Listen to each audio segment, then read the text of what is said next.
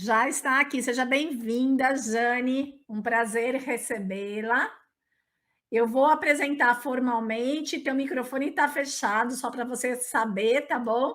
Eu vou apresentar a Jane formalmente. Jane Haddad é mestre em Educação pela Universidade Tuiuti do Paraná, docente em Ensino Superior pelo Centro Universitário Newton Paiva, uh, é, também tem mais uma graduação, é uma graduação e uma especialização, entendi, em teoria psicanalítica da UFMG, psicopedagogia pelo Centro Universitário de Belo Horizonte. É graduada em pedagogia pela Universidade Católica de Minas. Ela cursa o curso de extensão de psicopatologia lacaniana de Lacan. Eu não sei, eu me enrolei para falar aqui. Atuou por mais de 22 anos em escolas como professora, coordenadora pedagógica e diretora, é conferencista, tendo participado de inúmeros eventos educacionais nacionais e internacionais, e autora dos livros Educação e Psicanálise, Vazio Existencial, O que Quer a Escola, Novos Olhares Resultam em Outras Práticas, e Cabeça nas Nuvens, orientando pais e educadores sobre o transtorno do déficit de atenção, publicados pela editora VAC do Rio de Janeiro, coautora do livro Escola no Divã, lançado em 2018. Em 2022, lançou o Saúde Mental na Educação. Aqui estão os contatos da Jane, está inclusive o site da Jane, então tem como você seguir e se contactar com a Jane de todas as maneiras, ok? Boa noite, muito prazer, né?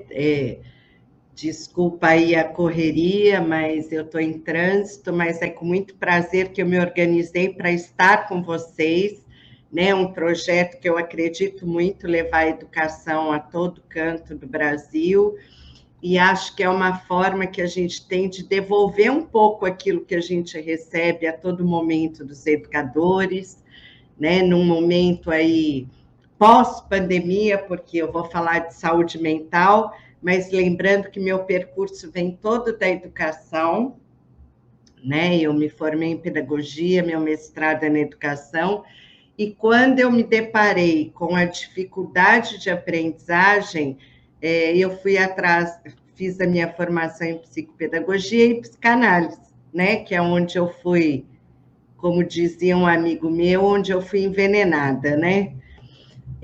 Acho que a psicanálise tem feito uma interlocução muito bacana com a educação, descomplicando um pouco, né, aqueles termos tão egóicos, né, de que se a gente fala para a gente mesmo, e eu acho que a educação, ela tem se perguntado, né? Basta a gente ter aí escutado a Grazi, né? Quer dizer, a gente tem feito uma interlocução com todas as ciências que, de alguma forma, nos sinaliza alguma coisa em relação ao que é essa saúde mental, o que é esse sofrimento, enfim.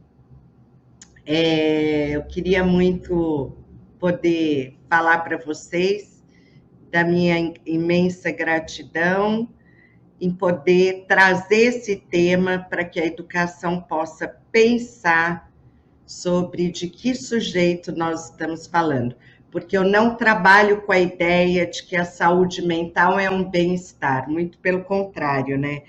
Eu trabalho com a ideia de que é preciso falar do sofrimento do sujeito, principalmente esse sofrimento dos educadores, né, que é muito novo eles se perguntarem sobre o cuidado de si, sobre a própria saúde mental, sobre os seus processos psíquicos. Bom, lembrando que a saúde mental, o sofrimento, ele é parte da vida. Então, é um pouco nessa linha que eu quero falar para vocês.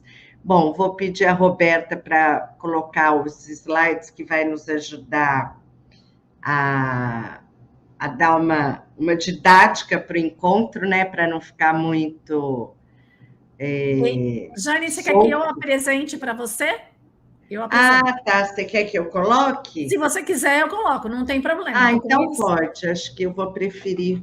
Eu Tá, tô. espera só deixa eu Tá. abrir ele aqui e trocar ele de E tela. outra coisa, né, que eu queria deixar aqui como uma pergunta norteadora é: como que nós enfrentamos, enquanto professores, gestores, como que a gente enfrenta o nosso próprio sofrimento diário, né? Lembrando que o sofrimento aqui é tudo aquilo que vem de um conflito, né? Então, assim, conflito com as famílias, o conflito com a família, o conflito com os alunos. Como que a gente tem lidado com essas dores diárias? Como que a gente trabalha essa saúde, né? Esse bem-estar, entre aspas, porque senão a gente também parte de um ponto que é só bem-estar, e não é isso, né? Bom, então vamos lá, por favor, Roberta, já que você vai fazer essa gentileza para mim. Já está aqui. Passamos para a próxima? Isso. Você vai me falando do próximo, eu mudo, tá bom? Tá bom. Bom, quando a gente atravessa, né, uma pandemia como a gente atravessou, eu falo que assim, nossa, se a gente está aqui, nós sobrevivemos. Ótimo.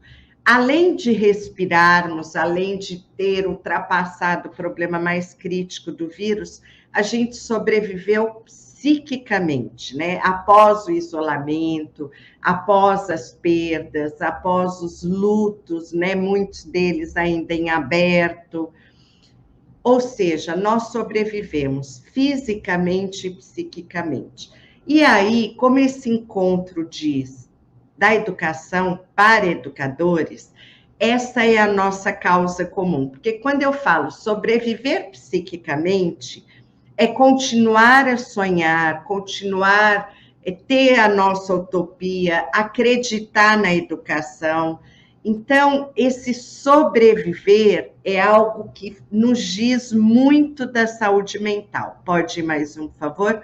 Bom, então, vamos pensar aqui. Próximo. Diante de tantas mortes, é preciso ter algo a dizer. Aí eu gosto muito daquele filme, O Sétimo Selo, em que ele diz assim, o Bergman: a morte é uma coisa, o morrer é outra. Morrer é saber que a morte existe e ainda assim viver.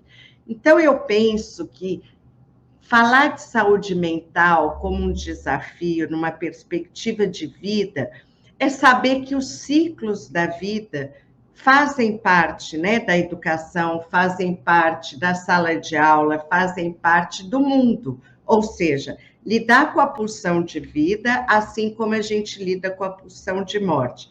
Lidar com algo desconhecido sem entristecer, né? Lógico que a gente sente a falta, a gente sente a dor, mas assim, uma posição de disponibilidade frente à dor do outro, né?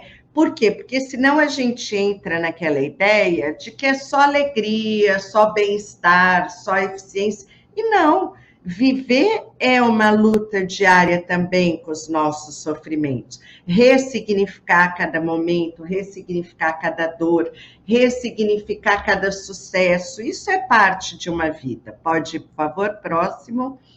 Então, gente, a desesperança é o maior impacto que eu vejo hoje na educação, né? Muitas vezes no professor, no aluno, né, desmotivado. Há um excesso de diagnósticos, né? Os diagnósticos vêm muito como um calmante para esse momento.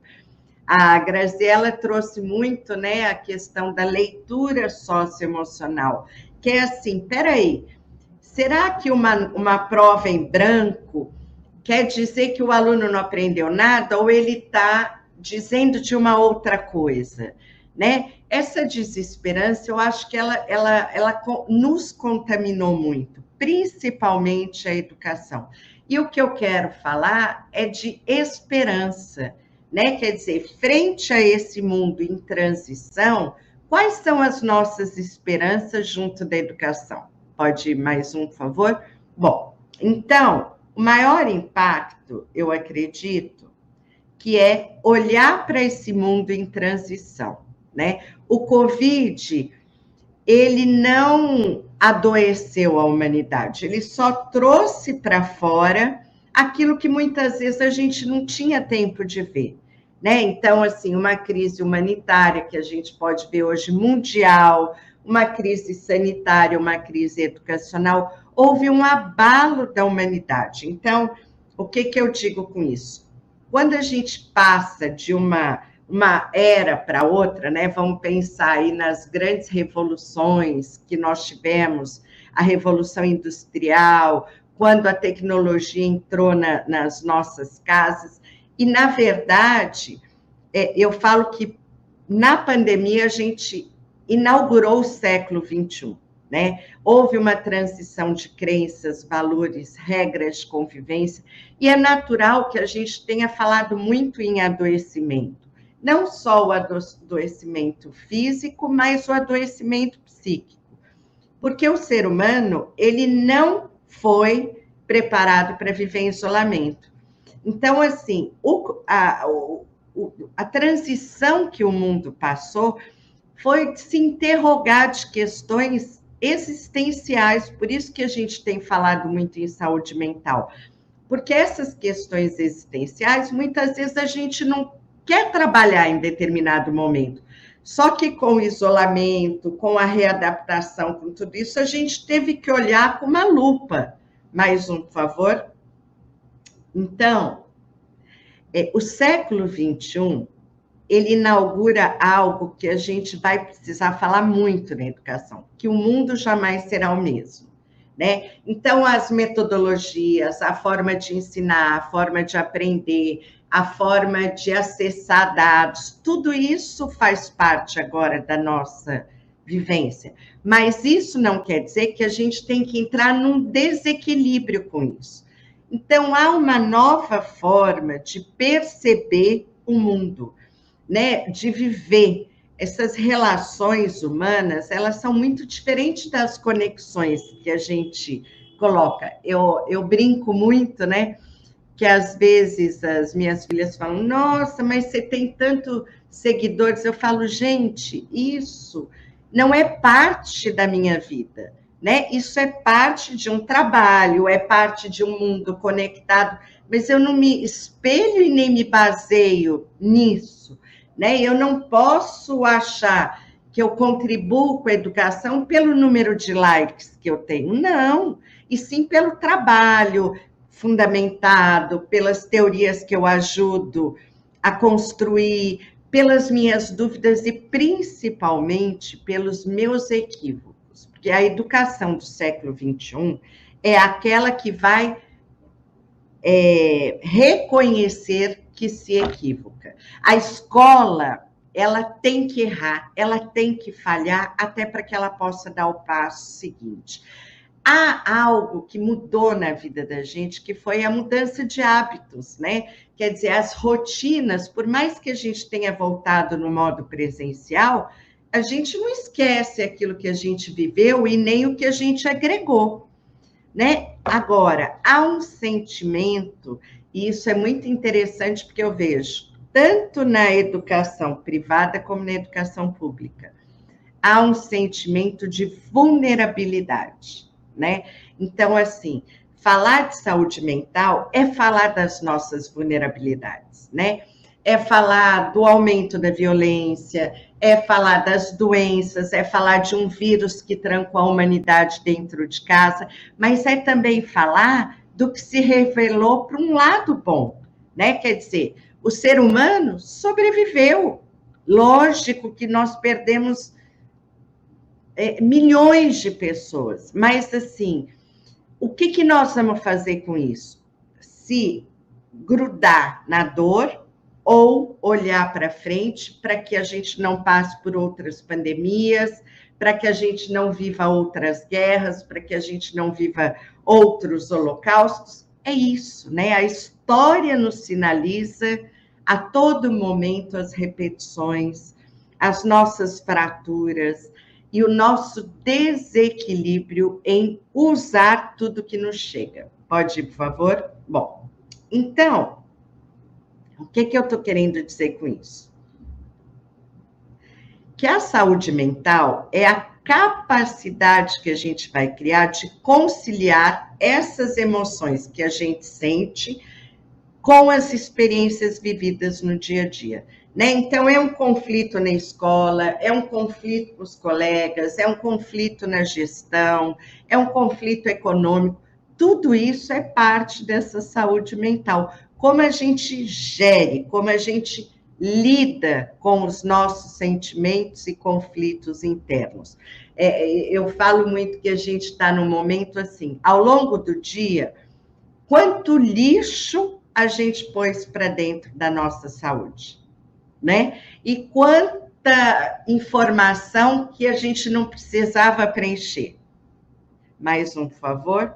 Então, trabalhar com essa ideia, né, de saúde mental é a gente lembrar que numa catástrofe, né, no meio de um tsunami, no meio de um mar, a gente olha para as novas gerações, olha para os mais velhos e a gente pensa, qual que é a bússola do momento da educação? É a palavra do adulto.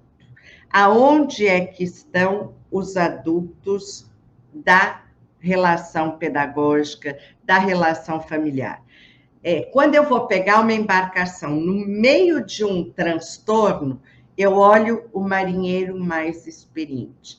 A minha questão, que eu tenho trabalhado muito com os educadores, é assim, me parece que houve um afrouxamento dos laços de adultos, dentro da escola, dentro da família, um senso de direção que vem da sabedoria, da maturidade. E aí eu não estou fazendo nenhuma apologia no meu tempo era melhor. Não, eu estou dizendo assim, que toda embarcação precisa de um marinheiro mais experiente.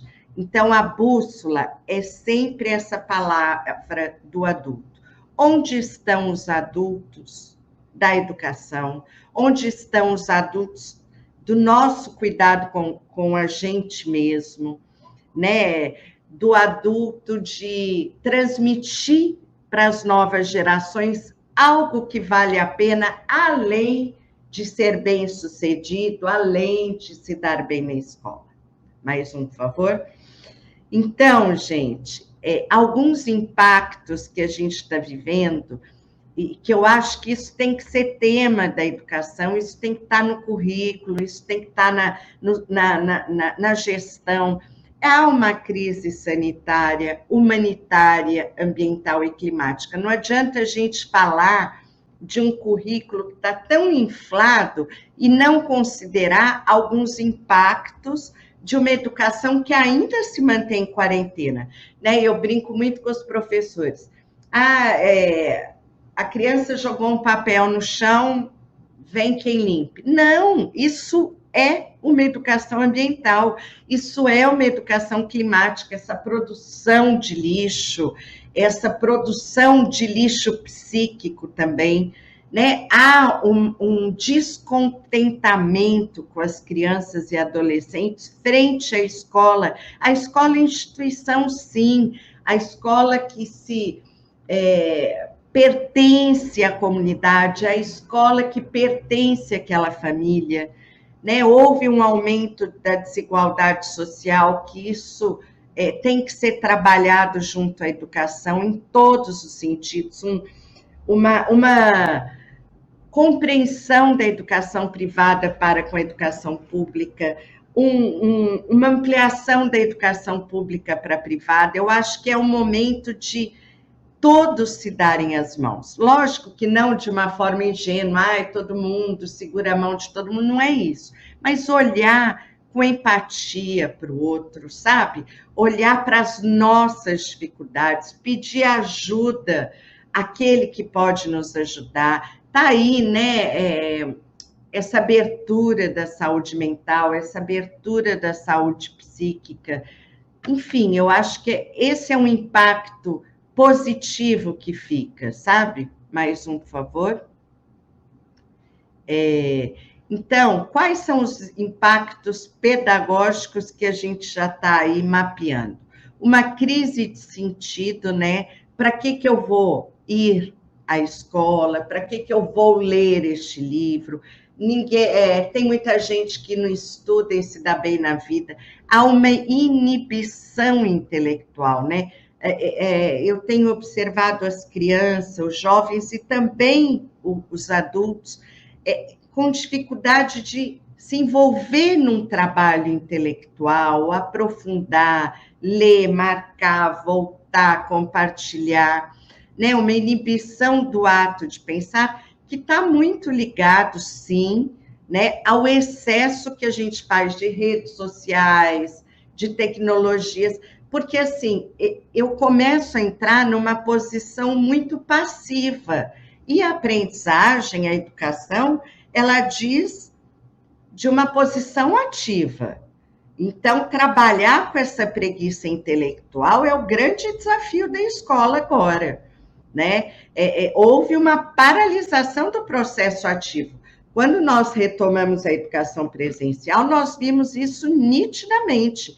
E na clínica hoje eu também vejo isso, né? É como se o tempo inteiro a gente esperasse que alguém dissesse para a gente quais as trilhas que a gente tem que fazer. Não. A questão intelectual, ela é construída, né? Eu tenho daqui que ir até ali, e até ali, porque eu acho que é isso que vai aumentando. É exatamente, Lê, essa questão de que todo mundo quer copiar, né? Eu brinco muito assim, a gente vai numa farmácia, que eu acho que a grande questão de ver a crise da saúde mental é ver o número de farmácias que abriram, né? Mas pensando nessa questão que a professora trouxe, pensa assim, o número de genéricos que tem hoje para um remédio, né? E eu acho que pensar isso junto à educação nos fala disso, né? Os alunos querem copiar, querem um modelo, e não a educação contemporânea, que não existe ainda, né? Porque eu acho que a gente está construindo, ela é um outro movimento, é um movimento de mobilização intelectual, é um movimento de onde que eu estou falando, para quem que eu estou falando, qual que é o sentido de aprender alguma coisa, né? Então, a gente está falando de uma pedagogia sustentada, né, ao longo da história. Então, assim, uma pedagogia tradicional, construtivista, eu estou falando de uma pedagogia contemporânea que ainda não tem um conceito muito claro. Globalização, metodologias ativas, neurociências, ok, mas nós estamos falando da sala de aula, do chão da fábrica, daqueles alunos que não se sentem mobilizados a ir para a escola, daqueles professores que estão adoecendo, né? E que vão entrando em licença e que vão seguindo um currículo que não diz a que veio. Então, é um pouco, né, que tem ainda que trabalhar com a inclusão, porque não consegue olhar as diferenças e acolhê-las, enfim. Mais um favor. Eu vou dar aqui uma acelerada, porque eu falo muito. Então, é muito, né, o que as competências socioemocionais trabalham, da autorregulação, né? Então, assim, eu não gosto muito dessa palavra, mas que fique ela aí para a gente entender um pouco. É a arte de lidar com aquilo que me dói, com aquilo que também me dá alegria, com as minhas emoções, sentimentos, nomear, dar nome para aquilo que eu estou sentindo, sem me achar a esquisita, a fora da curva, né? Então, pensem assim, enquanto educadores, como você age frente ao desconhecido ou algo que você não gosta? Qual que é a sua marca de autenticidade frente a um mundo de genéricos, a um mundo que está aí tentando dar nome para tudo e nem tudo tem nome, né? Então, acho que a educação ela está sendo muito convocada a pensar isso. Espera aí, por que para tudo tem que ter um nome? Mais um, por favor. Então, quem é o adulto do processo pedagógico, da relação pedagógica, né? Quando a gente fala da saúde emocional, da saúde mental, eu estou dizendo assim, como que a gente negocia a vida o tempo todo, né? Entre o consciente e inconsciente, entre a capacidade de me frustrar e a capacidade de não me frustrar, porque a gente está poupando gerações e gerações de uma frustração que não tem como negar, né? Nem tudo traz gratificação imediata, a não ser o excesso da tecnologia. Por quê? Porque a gente entra quase que num movimento automático. Então, falar de saúde mental, quando eu falo de sofrimento, é trabalhar com a gente e com as novas gerações de que o sofrimento é parte da vida, né? O prazer e o desprazer é uma tensão constante na educação, na vida psíquica, na vida física, no envelhecimento, né? Então, assim, onde nós estamos frente a isso? Pode ir, por favor?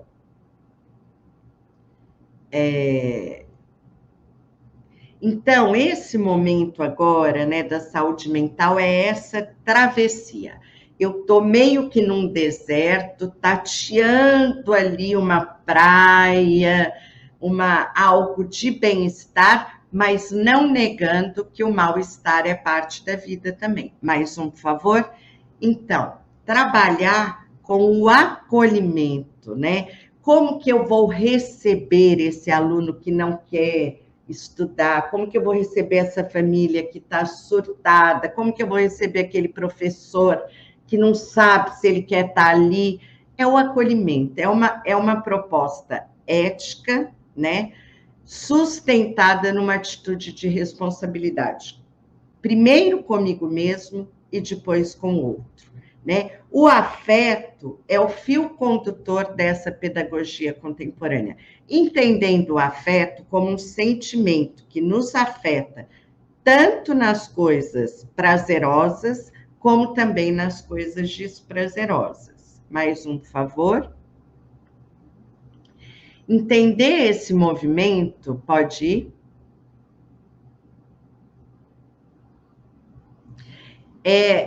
Lembrar muito o que Hannah Arendt traz quando ela começa a estudar o Holocausto, né? Em que ela diz assim, que o que mais chamou a atenção dela era que aquelas pessoas, elas diziam nos julgamentos que elas só cumpriam ordens, né? E eu fico me perguntando assim, quantas vezes a gente segue alguns protocolos na educação sem concordar, apenas porque a gente está seguindo ordens.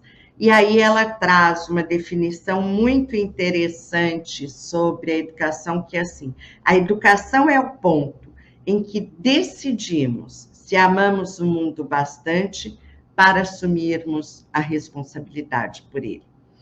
E falar de educação é assumir essa responsabilidade com as novas gerações. É pensar em quem é o médico que amanhã vai me atender no hospital.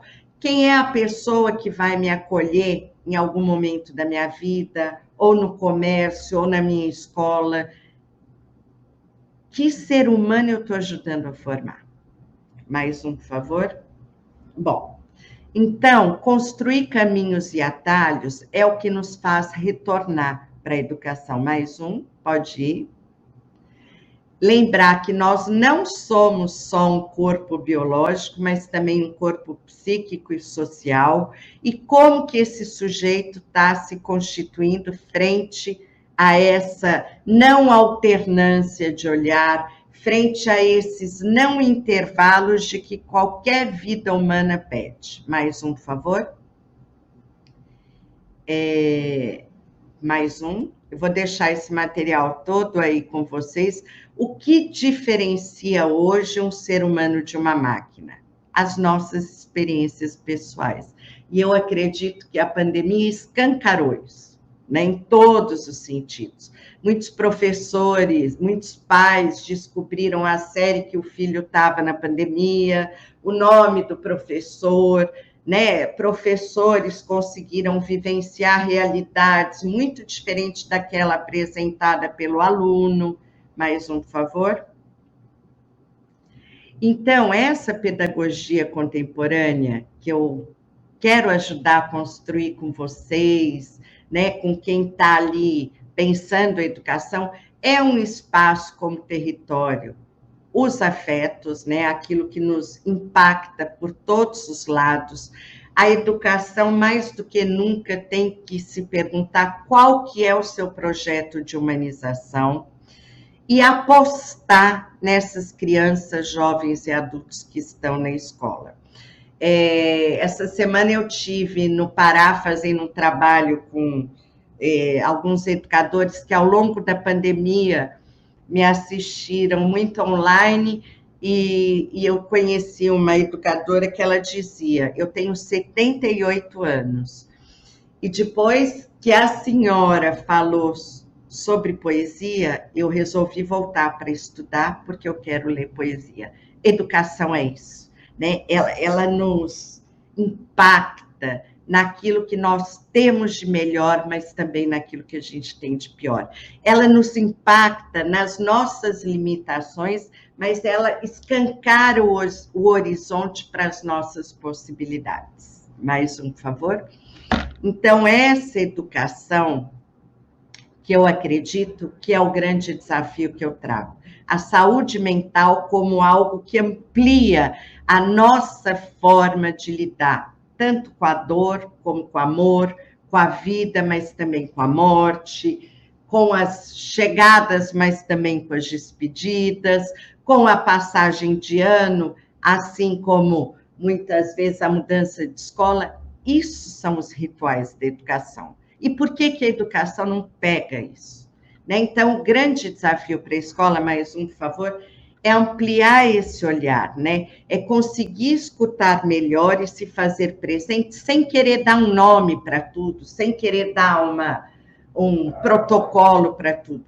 Qual é o projeto de humanização da educação, da sua escola, do seu município, da sua rede, da sua escolha? Mais um, por favor. Pode ir? Essa escola que vai diferenciar a visão do olhar, né? A visão é aquilo, só não vê quem tem uma deficiência visual. Ou seja, ele muitas vezes é frio, é rápido, é um flash, né? É uma live, é muito dinâmico. O olhar, ele é muito lento, ele é mais analítico, ele requer muita atenção, não é à toa que a gente está falando de uma atenção desconcentrada, ele requer uma contemplação quase. Olhar é ponderação, exige tempo, dedicação e sensibilidade. Educar requer olhar. Mais um, por favor. Então, pensar isso, vamos olhar essa imagem aqui, né? A Gestalt trabalha muito isso, mas eu gosto de um olhar mais subjetivo, que é essa questão, qual que é a minha imagem do todo aí, né? Uma paisagem, um casal. Agora, o que eu enxergo aí? Aqui na árvore, no tronco, os pezinhos, a volta, a cabecinha, segurando a árvore com a mão. É um outro olhar, é um olhar mais demorado. Isso, é um bebê, né? Mais um, por favor.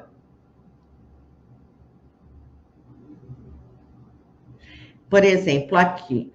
Dependendo do olhar, da forma que eu tô, eu posso enxergar uma ponte, eu posso também achar que essa ponte nem existe, o que tem aí é o céu, nuvens. De repente eu posso pensar, não são caravelas, são nuvens. Essa ideia, né, de ter uma ampliação, de entender que a educação é aquela que vai ampliar.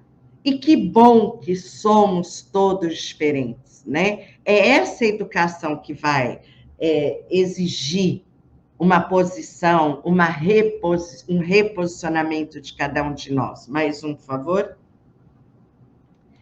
E quando a gente fala de revolução, eu acho que a gente está realmente vivendo assim uma das maiores revoluções éticas, é um campo super fértil para a educação trabalhar. Eu posso olhar essa imagem de frente ou de perfil, né? Pode ir, por favor? Mais um.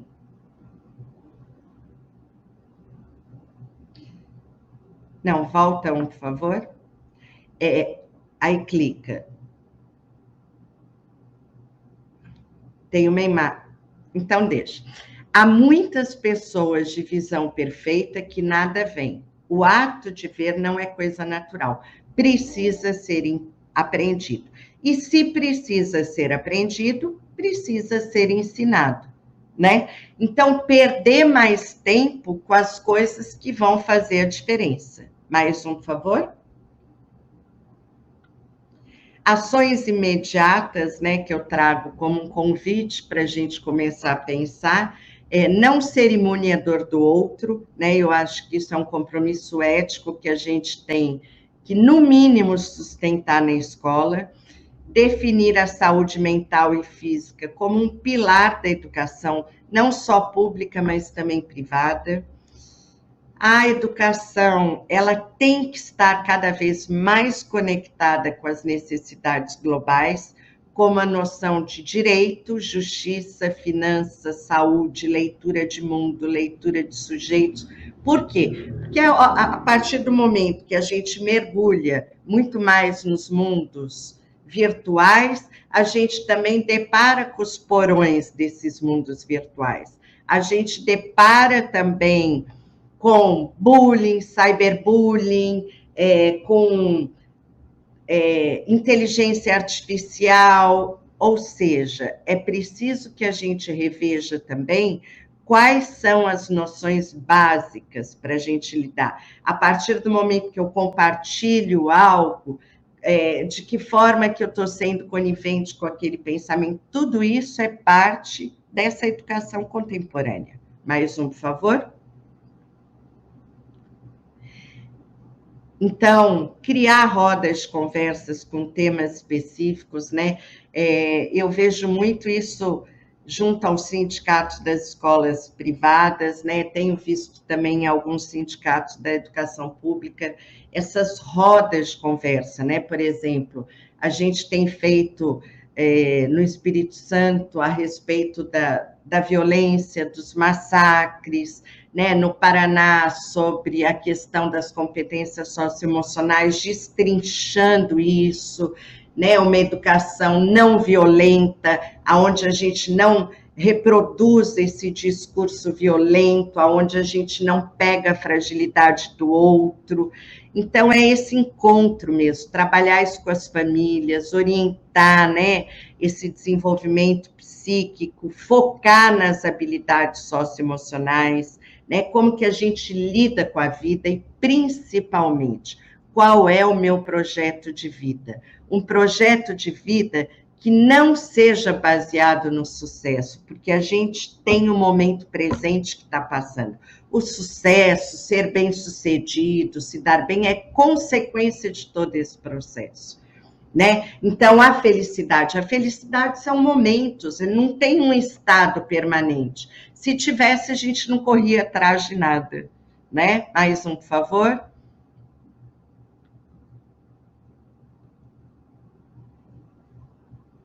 Então, o que eu deixo aqui para vocês é exatamente mais um pensamento da Hannah Arendt, que é: toda dor pode ser suportada se sobre ela puder ser contada uma história. Então, que a gente possa, sim, falar de dor, não se apegar à dor, mas essa dor que a gente transforma, que a gente amadurece, e principalmente essa dor que a gente não repete as barbaridades da vida. Mais um, por favor. Portanto, essa escola nos impõe a revisão urgente de referenciais de aluno, de escola, de família e de mundo em transição. Pode clicar, por favor? Olhem aqui essa imagem. Se a gente pegar aquele mapa que eu abri a minha fala, de ponta cabeça, qual dessas crianças estaria vendo o mapa do jeito certo? A última. E provavelmente, qual dessas crianças a gente teria encaminhado para um diagnóstico? Mais um. Então, eu deixo essa mensagem final, que foi encontrada por um sobrevivente do campo de concentração, que um professor, né, que ainda é uma autoria desconhecida, que deixa uma carta assim: caros gestores e professores, sou sobrevivente de um campo de concentração. Meus olhos viram que nem um homem deveria ver. Câmaras de gás construídas por engenheiros formados. Pode ir?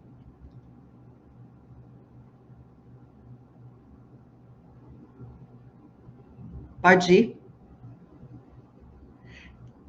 Não, volta. Pode voltar? Crianças envenenadas por médicos diplomados. Não, mais para. Crianças envenenadas por médicos diplomados, recém-nascidos mortos por enfermeiras treinadas, mulheres e bebês fuzilados e queimados por graduados em colégios e universidades. Pode ir? Assim. Pode clicar, por favor? Assim, tenho minhas dúvidas a respeito dessa educação. Orientem seus alunos a tornarem-se humanos. Seus esforços nunca deverão produzir monstros treinados. Pode ir? Aprender a ler, a escrever, fazer contas só são importantes quando servem para fazer nossas crianças e jovens mais humanos. Essa carta hipotética vocês acham na internet, é história, e deixo aqui esses slides para vocês refletirem depois, né? Um tema que é muito importante para a nossa vida. E pode clicar aí até o último slide e me coloco à disposição para a gente responder algumas questões. Obrigada.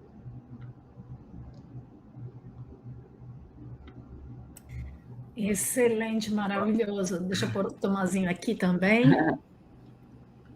Jane, parabéns aí pela sua apresentação. Eu sei que você está na correria aí, né? Está longe de casa, aí no hotel. Nos presenteou com essa apresentação, mas na hora que você tiver a oportunidade de... Mas nós podemos ir mais 10 minutos aí. Tá legal. Eu ia sugerir o seguinte, a hora que você estiver um pouco tranquila, para você assistir a sua apresentação, mas focado no chat, para que você possa receber todo o carinho das pessoas que acompanharam a sua palestra, viu? Assim, foram vários e vários elogios ao longo do tempo inteiro. Se você estiver olhando no chat agora, você já vai ver que as pessoas realmente sentiram o carinho com que você apresentou, e assim foram palavras assertivas, viu? Parabéns pela tua apresentação, gratidão por estar junto conosco nessa edição da Semana Pedagógica. Eu que agradeço. Um tema muito caro, né? Eu acho que os próximos anos não tem como a gente negar, né? E é muito interessante escutando vocês e tudo. Eu acho que é isso, né? Ninguém está com a certeza nem com a razão, né? Todas as ciências, todo mundo se conecta nesse momento. Fato é que a gente não pode continuar apresentando um mundo só de ilusão, né, para as novas gerações. E aí essa meninada chega aí na vida adulta e fala, não quero crescer, né? E nós também, enquanto educadores, profissionais, que estamos aí vendo os conflitos, enfrentar isso com muita sensibilidade, sabe? Com muita maturidade, né? Eu acho que a gente precisa recuperar essa maturidade, né? Perfeito, Jane. Gratidão, então. Gostei demais aí de te ouvir, assim, foi inspirador, viu? Muito, muito, muito obrigado. Falo em nome de dezenas, Obrigada, centenas. gente. De mais de 1.500 espectadores ao vivo nesse momento, com um número que vai crescer absurdamente. Muito obrigada, Jane, foi maravilhoso, de verdade. Obrigada, Roberta, Marlon, Paula, Emanuele, parabéns pelo trabalho.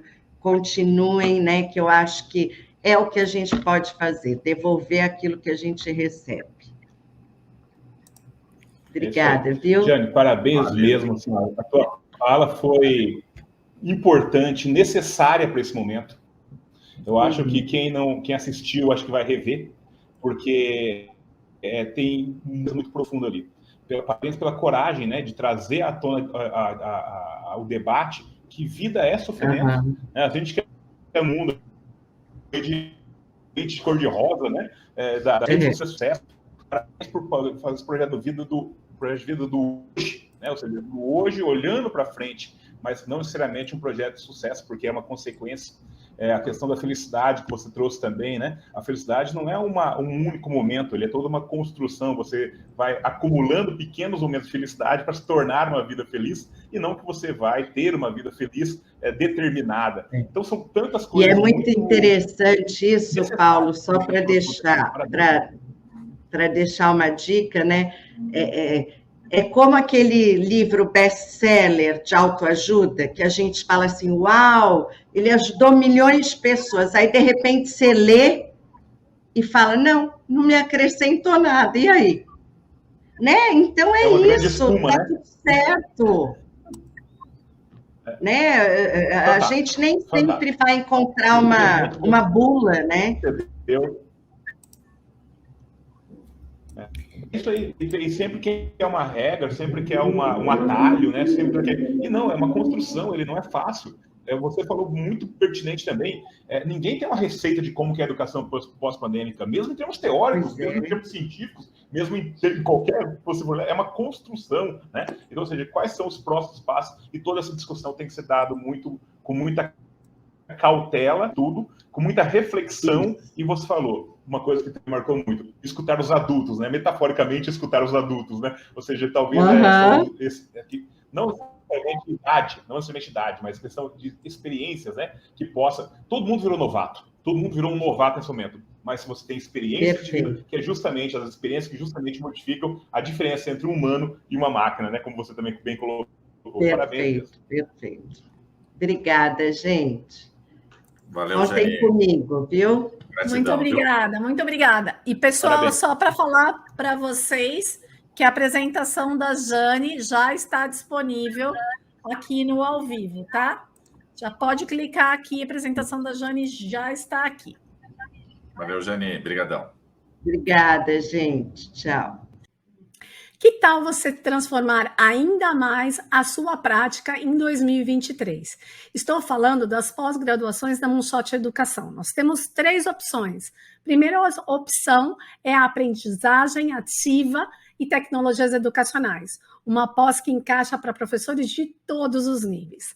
A segunda é práticas inovadoras na educação infantil, voltado especificamente para esse público. E a terceira é voltada para gestores, o MBA em Gestão Estratégica de Escolas. Os QR Codes te levam diretamente para as páginas com as promoções especiais durante a Semana Pedagógica.